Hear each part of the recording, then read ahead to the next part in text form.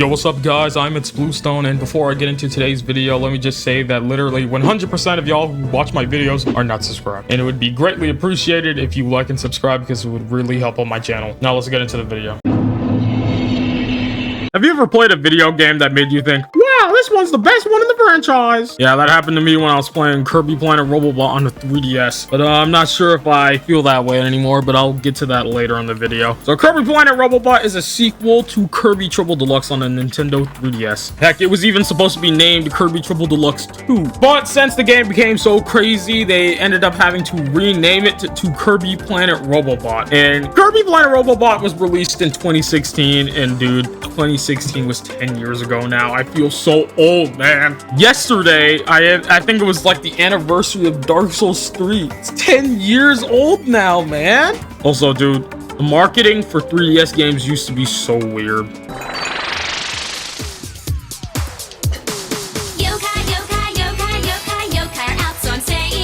What in the goddamn? Is it wrong that I kind of missed this era? Kirby Planet Robobot was received pretty well. It got an 81 on Metacritic. In my personal opinion, I think it deserved higher. Unlike Kirby Star Allies, Planet Robobot isn't boring or unfinished. It actually has interesting level design and good bosses. And also, it isn't too easy. I mean, it's easy if it's not Star Allies easy, you know? So in today's video, I'll be talking about Kirby Planet Robobot. So let's get right into the video.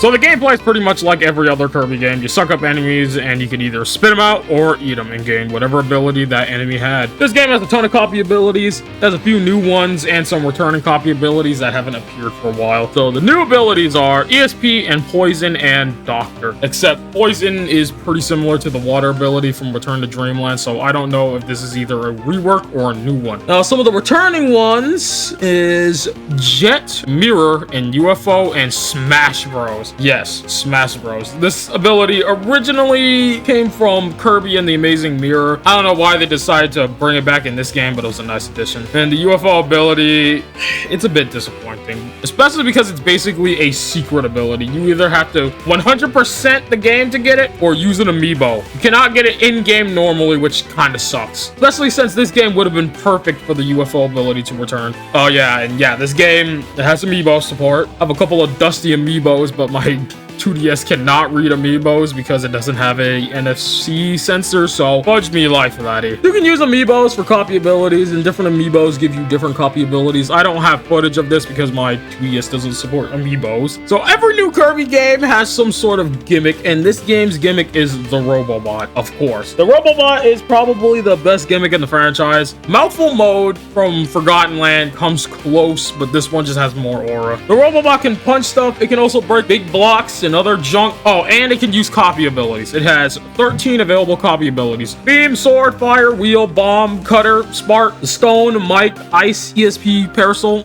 and Jet. Jet changes the gameplay into one of those games, those 2D shooter games. I don't know what genre they are. Now, there's also another Robobot copy ability, but I will talk about that later. So here are some returning gameplay elements from Triple Deluxe. Bandana Waddle Dee will give you items before either a mini boss or a boss fight. These items can be used via the second screen by pressing Y, or is it X? I don't remember. Another returning gameplay element from Triple Deluxe is the ability to go into the background and back to the foreground in most levels, actually. This feature was only in Triple Deluxe because of the 3D element of the 3DS, obviously. So that's pretty much the gameplay for this game. It's basically the same as every other Kirby game.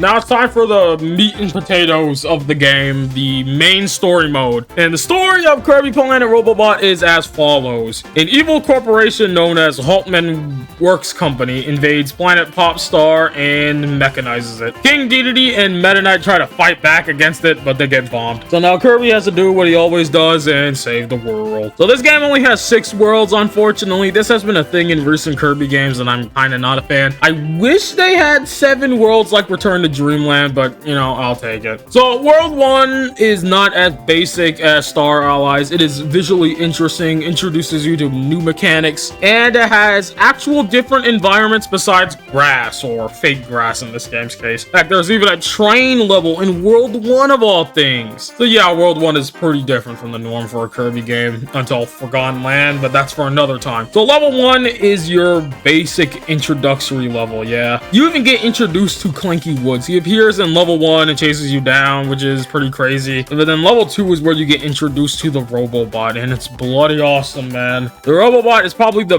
best gimmick they've ever introduced in this franchise, man. Level 3 is the train level that I mentioned earlier, and this level also introduces the Doctor ability, which is unironically one of the best abilities in the game. This level also has a Howl Room, which is accessed in a strange way. You press a button here at the end of the train, go back to here where the battery puzzle was, and now there is a 3D warp star, and then you can go to the end of the train again, and now there's a door. You can get some one-ups, and then there's a warp star that will lead you to said Howl Room. Oh, there's also a boss at the end of this level. It's this big dude named Gigavolt. You actually have to fight this boss with the Robobot, which is neat, and it also foreshadows the final boss, which is also quite interesting. And now level 4 is kind of like a tower level from the Mario games. These levels are set in these giant Phillips screw towers, and I think they're actually laboratories or something. I don't know, but they offer some pretty cool set pieces. So just like every other Kirby game, this game has extra stages, and these are unlocked automatically. Just complete level 4 and you unlock the extra stage. It's not like Star Allies where you have to press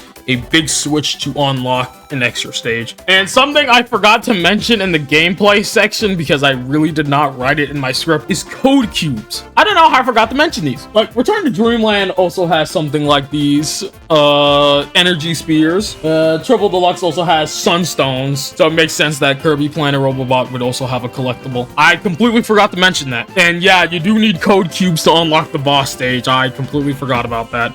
And speaking of the boss stage, the boss at the end of World 1 is, of course, Clanky Woods. This boss is better than every other Wispy Woods fight, and too bad we won't get anything as innovative as this again.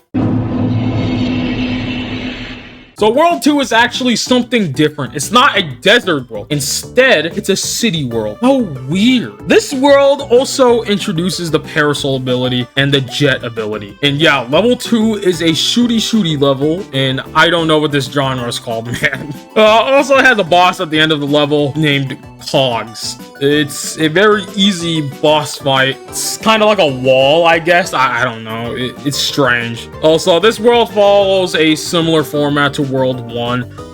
Like, it has a normal level, a Robobot level, and then a level with a new type of scenery, and the tower level. Level 3 in this world is a casino. Holy cow, man. I love gambling! Let's go gambling! Unfortunately, the boss of this world isn't very unique. It's the Hollow Defense API, which just also looks like that one boss from Kirby 64. Getting nostalgic yet? Oh, remember this boss from Kirby Dreamland? Kracko? Oh, remember this boss from Kirby's Dreamland 2? The Ice Dragon? Remember the Spear Doomers from Return to Dreamland? Do you remember the freaking snake from Triple Dogs? Do you? Yes, I'm.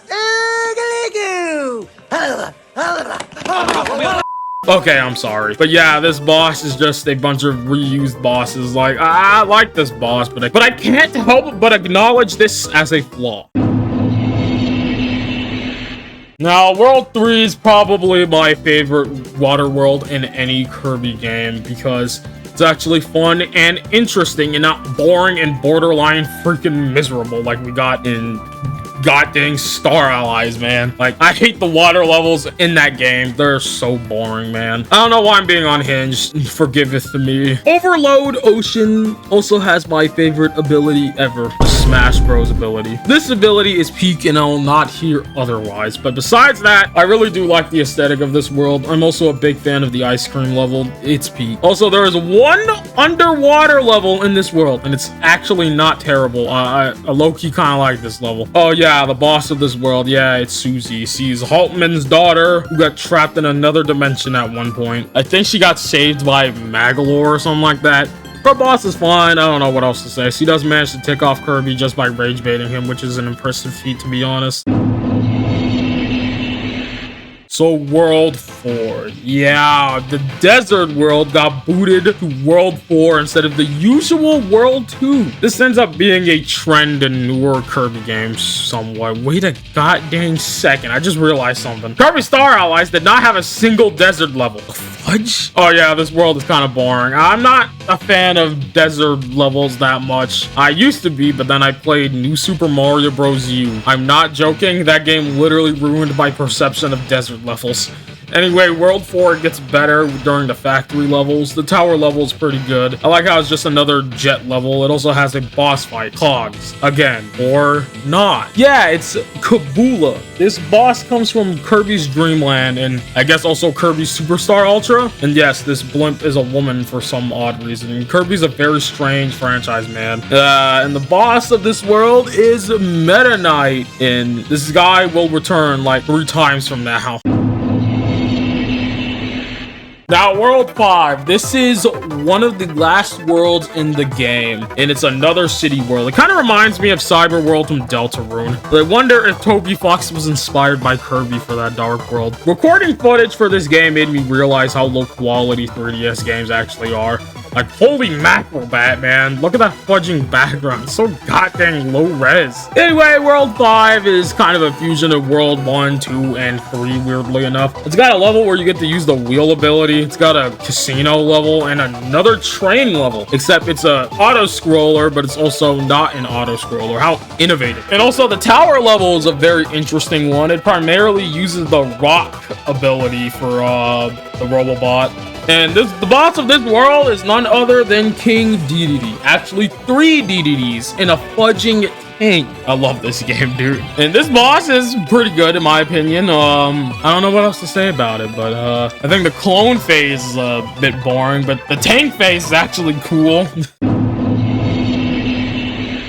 Now, here it is, the end of the line, World 6. It all ends here inside the Haltman Works Company HQ, the Access Arc. This world is just peak all around, especially the music in level 2. Because, bro, man, the music in this level is just so good, man. Listen to this banger.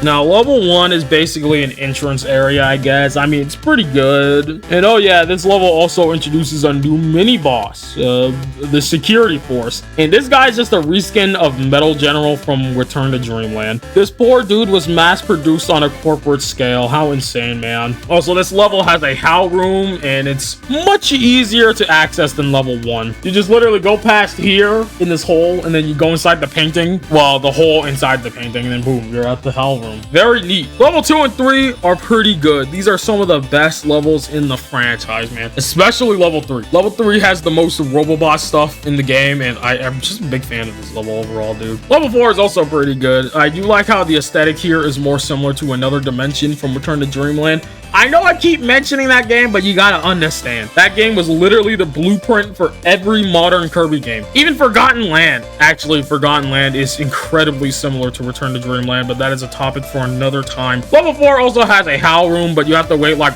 1 minute at the end of the level to access it, which is very odd. This is the last HAL room in the game, and it's a pretty lame HAL room. So level 5 is the final level, and it's the music, the boss rush, everything about this level is peak, and it's one of the best levels in the franchise. And you get to fight Gigavolt again at the end of the level. Absolute cinema. Now it's time for the end of the game, and so Kirby finally arrives at the main HQ and encounters Susie again. And then she reveals a upgraded Mecha Knight, aka Mecha Knight Plus. This boss does not exist in the true arena or Meta Knightmare Returns, which I will get to later. And that is something I find very, very interesting, because it completely gets replaced by another boss instead. But yeah, this boss is pretty easy, all things considered, but it's also kind of a little bit lame in my opinion. I feel like he doesn't do enough slashing. Instead, he uses his claw thing a little too much. And so after you beat Mecha Knight again, his mask breaks off and just flies off. Some classic Kirby stuff here. Oh, and then Susie gets kicked out by the big man himself, Haltman. And he reveals his awesome wish-making machine that totally won't become evil named Star Dream, or or as they call it, as him and Susie calls it, the mother machine. Is that what it was called? The mother computer? I think so. I think it was called the mother computer. And he also fights Kirby because it was a business plan made by Stardream. So yeah, he just listens to an evil AI. That reminds me of how people just listen to Chat GPT these days, even though it literally hallucinates everything it does. And anyway, I digress. So Haltman's boss is just a better version of Susie's fight. Nothing much to even say, but I do prefer the harder version of this fight. I'll get to that later. So after defeating Haltman, he gets mad and tries to activate Stardream. But then Susie steals the control helmet, and then Stardream goes rogue and leaves. And this gives Kirby a Robobot to fight Stardream, and then he fudging absorbs the halberd and becomes the halberd. Absolute cinema. And the final battle of this game has a completely different gameplay style, and now it's kind of like Star Fox. The final boss has like 3 phases, and the first phase is Stardream, second phase is Stardream with the Access Arc, and then the final phase is where it's revealed that the Access Arc is a clockwork star. In case you don't know what a clockwork star is, it's basically a genie. It can grant wishes, and it's like a weird giant robot star-like thing. I don't know, man. The first one in the series was in Kirby Superstar on the Super NES, and yeah, this one is a callback to that guy named Nova from Superstar. And this final boss is pretty awesome, but I will talk about it a little more in detail when I talk about the arena. So after beating this boss, it will shoot down the halberd, and then Meta Knight ejects Kirby. The Kirby does a Gurren Lagann reference and fudging drills the mother clucker. And remember what I said about Gigavolt? Yeah, it's the same thing from Gigavolt, but here, which is pretty cool. And yeah, that's the end of Kirby playing a Robobot. Well, kind of. There is more in...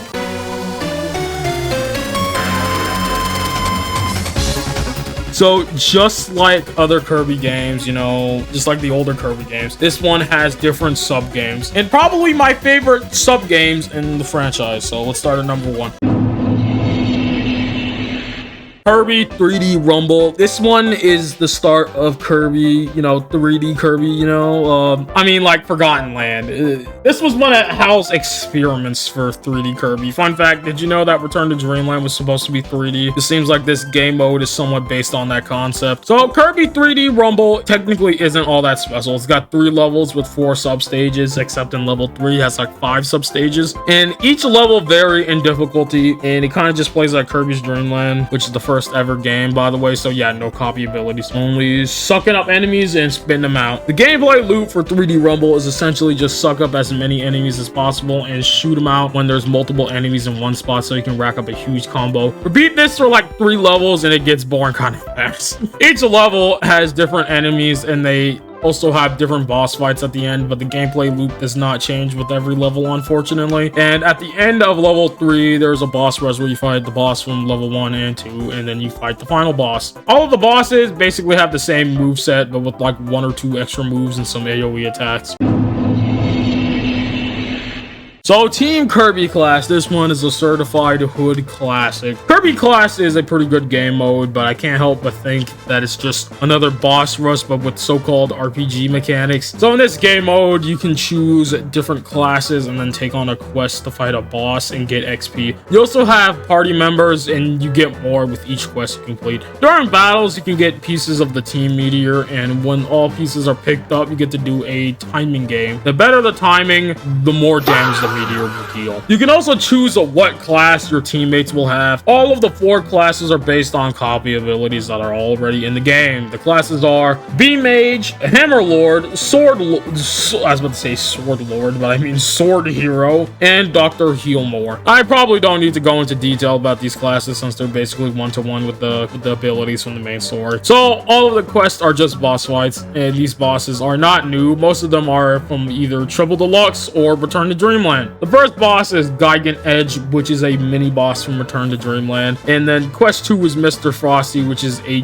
mini boss from Kirby Adventure. Wispy Woods is also a quest boss, but it's just a reskin of Flowery Woods from Triple Deluxe. And the final boss is Landia, which is also from Return to Dreamland. But yeah, you get my point. All of the bosses are reused. But I'll give it the benefit of the doubt since this is just an extra game mode. Now, there is an extra final boss, but it's just Landia EX from. You get it already. You already get it already, man. Returning from the DS version of Superstar, Meta Knightmare returns. It's fine. I'm gonna be real.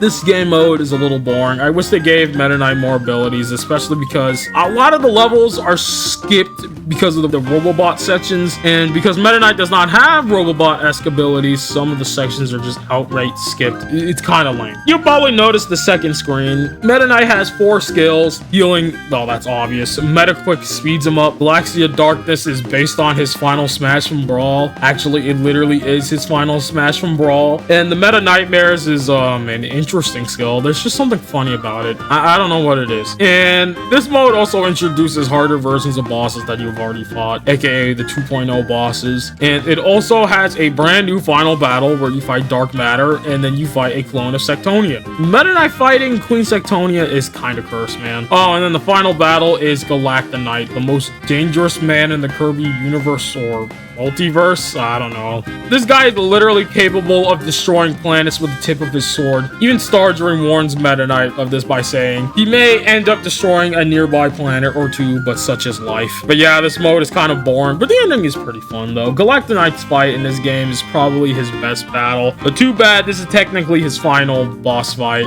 Actually, wait, no. He's in Super Kirby Clash. I kind of forgot about that game, to be honest.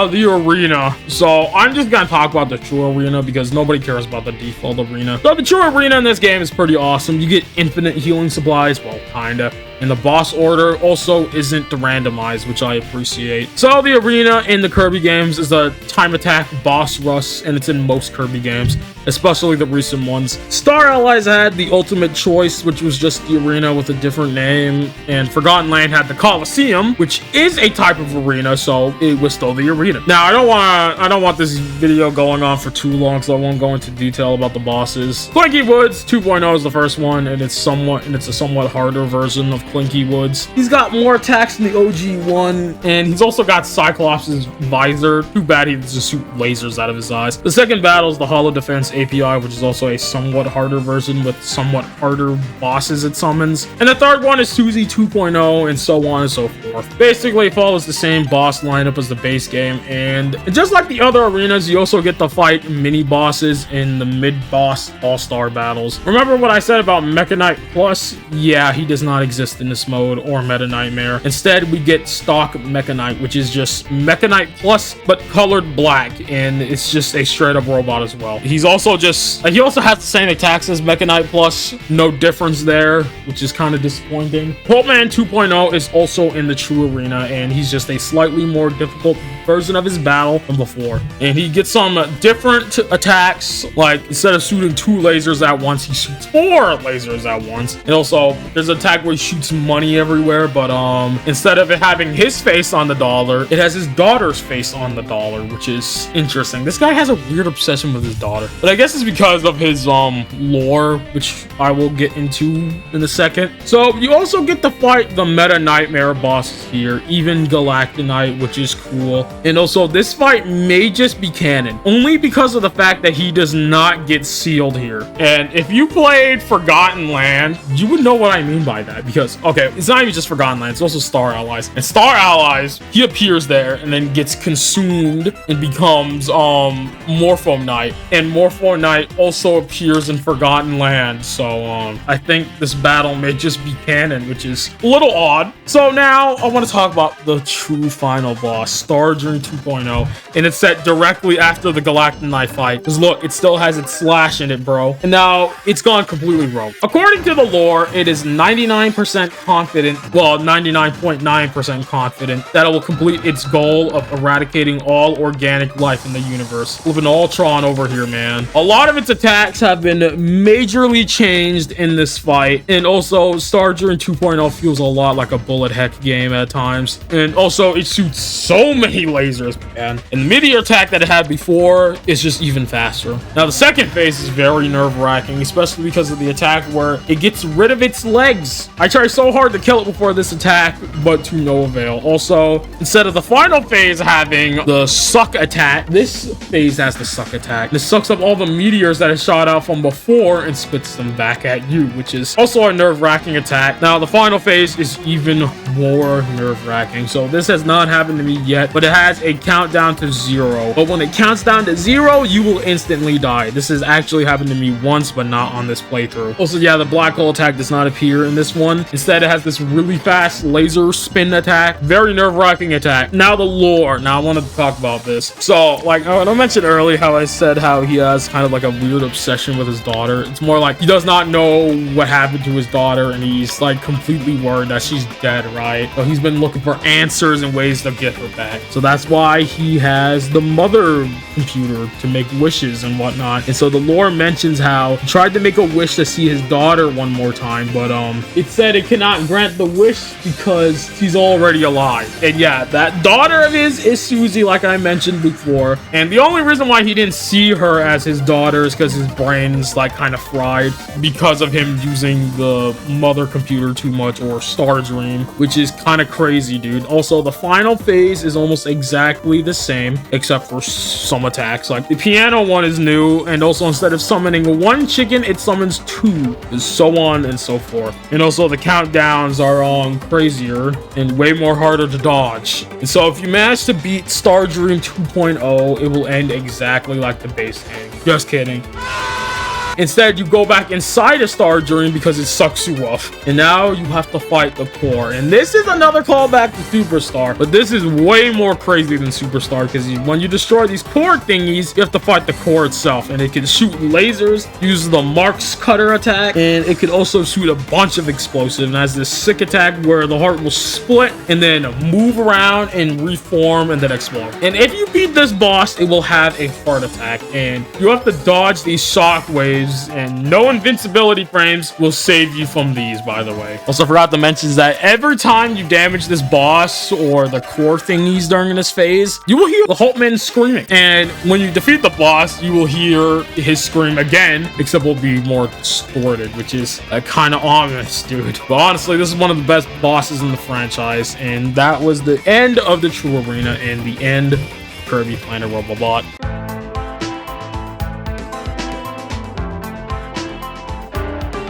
So that was Kirby Planet Robobot. Definitely one of the best Kirby games in my opinion. Nowadays, I kind of rethink my opinion on this game. I used to think it was the best Kirby game, but after this playthrough, I don't know, I've kind of been thinking otherwise. Now I kind of think that Forgotten Land may just be a little bit better than this game. And yeah, I've been kind of thinking about that. Maybe I'll replay that game soon and find out. But yeah, this game has some issues, mainly with how short it is, and I do wish it were a bit longer. Maybe even throw in a extra world in there. Now, another thing is that I feel as if Meta Knightmare is boring. Like, I know I said that earlier. It's probably because how it's not really any harder than the base game. If anything, it feels a lot easier at times. And like I mentioned again earlier, I don't like how this game mode skips so many sections. I think they should have just given Meta Knightmare more abilities to fix the fact that he can't use a Robobot. On the topic of difficulty, I really do feel like this game began the whole awful trend of Kirby games being really easy. Well, to be fair though, it ended after Star Allies. Kirby in the Forgotten Land wasn't too easy, which is something I appreciate. If I were to rate Kirby Planet Robobot, I would give it a clean